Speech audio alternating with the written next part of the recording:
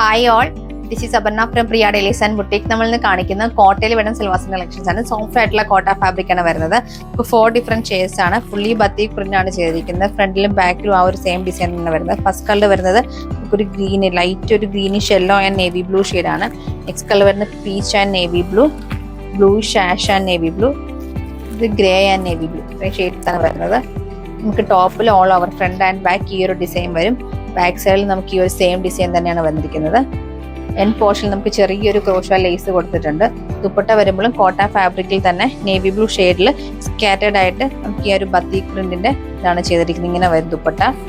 ദാമൻ സൈഡിൽ നമുക്കൊരു border pattern പോലെയാണ് എൻഡ് ഫിനിഷ് ചെയ്തിരിക്കുന്നത്. ബോട്ടം വരുമ്പോൾ നേവി ബ്ലൂ കളർ കോട്ടൺ ബോട്ടമാണ് പെയർ ചെയ്തിരിക്കുന്നത്.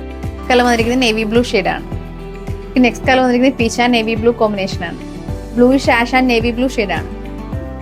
നമുക്ക് ലാസ്റ്റ് കളർ വന്നിരിക്കുന്നത് navy blue and light yellow ഷെയ്ഡാണ്.